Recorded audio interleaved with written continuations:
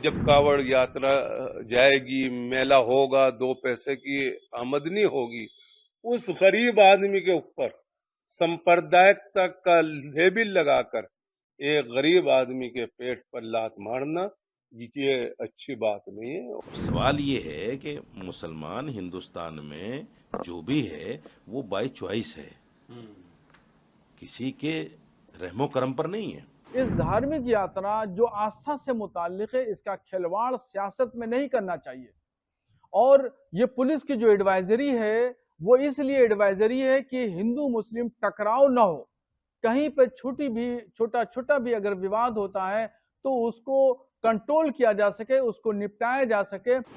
कुछ लोग जो हैं वो सांप्रदायिकता के आधार पर मुल्क में फिरका वाराना सांप्रदायिकता का माहौल रखना चाहते हैं।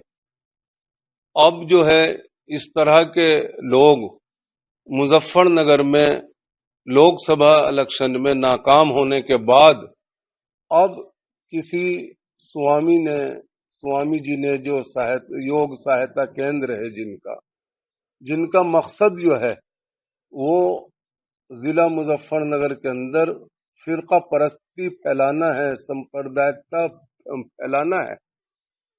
प्रशासन को चाहिए था कि पहले सारे नताइज पर, परिणाम पर गौर करते कि इस आदेश का क्या क्या परिणाम होगा। हर ऐसा आदेश कि जिससे हिंदू मुस्लिम के दरमियान नफरत पैदा होती हो, जिस आदेश से हिंदू मुस्लिम में आपस में दूरियां होती हो, ऐसे आदेश को रद्द कर देना चाहिए और ऐसे आदेश को कतई नहीं मानना चाहिए। और इस संबंध के अंदर जावेद अख्तर साहब ने और असदुद्दीन ओवैसी साहब ने और समाजवादी पार्टी के राष्ट्रीय अध्यक्ष अखिलेश यादव साहब ने जो ट्वीट किया है वो बिल्कुल हम उसका समर्थन करते हैं और बिल्कुल सही बात है, ये आदेश रद्द होना चाहिए। आपने भी सुनो किस तरह का आदेश था। जो फल वाले ठेली वाले हैं, जिस तरह जो फुटपाथ पर अपनी ठेली लगाते हैं वो अपनी गुजर बसर करते हैं, तो किस नजरिए से देखते थे कि कितना प्रभाव उनकी उस खेल पर पड़ेगा। देखिए, गरीब आदमी जो ये उम्मीद करता है कि जब कावड़ यात्रा जाएगी, मेला होगा, दो पैसे की आमदनी होगी, उस गरीब आदमी के ऊपर सांप्रदायिकता का लेबल लगाकर एक गरीब आदमी के पेट पर लात मारना, ये अच्छी बात नहीं है और न अच्छा आदेश है।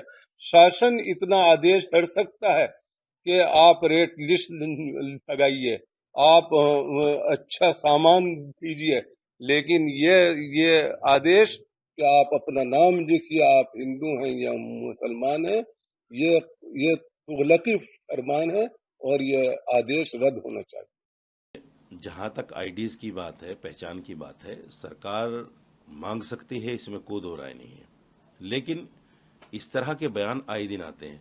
मुहर्रम को लेकर योगी का बयान आया कि जिसको पहले जो है ऐसा होता था, जब मुहर्रम मनता था तो रोड खाली हो जाते थे, तारें हट जाती थी, लोगों के घर गिरा दिए जाते थे। ये इस तरह के जो बयानात हैं, ये कहीं ना कहीं हिंदू मुसलमान कराने वाली पोजीशन है। आज क्यों आईडी सूझ रही है आपको? आईडी लेने की जरूरत क्या है आपको? क्या आपको लग रहा है कि यहां रोहिंग्या मुसलमान आ गए, या आपको लग रहा है कि यहां आतंकवादी हैं मुजफ्फरनगर में? और मुजफ्फरनगर ही क्यों? आप प्रदेश के मुखिया हैं, आप पूरे प्रदेश में एक फरमान लागू कीजिए कि साहब जितने भी दुकानदार हैं आईडी दें अपनी, बताएं कौन है क्या है। कहीं ऐसा ना हो हमारे देश में, हमारे प्रदेश में कहीं दूसरा आदमी दूसरे नजरिए से आकर जो है कहीं कुछ ना कर दे। तो ये जो मुजफ्फरनगर और मुसलमानों के एरियाज को और मुसलमानों की बातों को लेकर चुनिंदा बयान दिए जाते हैं, बीजेपी को जो नुकसान हुआ है लोकसभा में, अब ये एक जमीन तैयार करना चाहते हैं अपनी। जैसे आपने देखा तौकीर रजा का बयान आ गया। तौकीर रजा का बयान अपना खुद का बयान थोड़ा ही है, ये तो दिलवाया गया है योगी से। योगी जी ने तैयार किया उनको कि साहब ऐसा बयान दो जिससे प्रदेश के अंदर इस तरह का वातावरण बने कि लोग, हिंदू लोग फिर हमारे शरण में आए, डराएं हिंदू को, हम हिंदुओं के अंदर खौफ पैदा करें। अब सवाल ये है कि मुसलमान हिंदुस्तान में जो भी है वो बाय चॉइस है, किसी के रहमो करम पर नहीं है। कुछ लोग कहते हैं कि साहब सरकारी जो स्कीमें हैं वो सबको पहुंचती हैं। अरे कैसे नहीं पहुंचाओगे, तो संविधान कहता है, हमारा जो संविधान है वो ये कहता है कि जो भी सरकार स्कीम बनाएगी उसका फायदा सबको पहुंचना है। आपका क्या एहसान है इसमें? ये हिंदू मुसलमान कराते हैं, नफरत फैलाते हैं। आज भी ये इन लोगों के दिमागों पर पट्टी बंध गई है लोकसभा का इलेक्शन देखने के बाद, क्योंकि 10 साल जो इन्होंने गंद फैलाया उसकी वजह से लोकसभा में, देखिए हिंदुओं के अंदर भी बहुत बड़ी तादाद ऐसी है जो इन चीज़ों को नहीं चाहती। हिंदू मुसलमान नहीं चाहती, आपस की नफरत नहीं चाहती। उसकी 2 वजह हैं।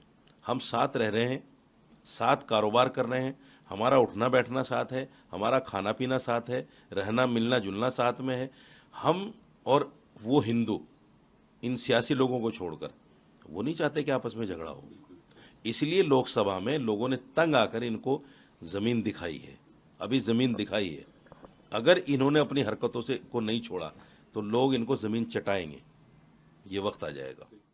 लोगों ने इस पर बोर्ड लगा भी लिए हैं, अपना नाम भी लिख लिया है, तो इसका मतलब लॉ एंड ऑर्डर से मुताल्लिक है और इसका मतलब कोई और राजनीति नहीं है। जो लोग भी राजनीति कर रहे हैं वो गलत कर रहे हैं। ये धार्मिक यात्रा है। इस धार्मिक यात्रा जो आस्था से मुताल्लिक है, इसका खिलवाड़ सियासत में नहीं करना चाहिए। और ये पुलिस की जो एडवाइजरी है वो इसलिए एडवाइजरी है कि हिंदू मुस्लिम टकराव ना हो। कहीं पर छोटा छोटा भी अगर विवाद होता है तो उसको कंट्रोल किया जा सके, उसको निपटाया जा सके और उसमें लोग चिन्हित हो सकें कि कहां से और किस तरीके से विवाद हुआ। मगर अखिलेश यादव ने इसको एक सियासी रंग दे दिया है और उसको हिंदू मुस्लिम 2 धाराओं में उसको तकसीम कर दिया है। यह निहायत गलत नजरिया पेश किया जा रहा है। ये मुसलमानों को हिंदुओं से और हिंदुओं को मुसलमानों को लड़ाने की साजिश रची जा रही है। अखिलेश यादव को मैं आगाह करना चाहता हूं कि वो राजनीति करें, सियासत करें, खूब सियासत करें।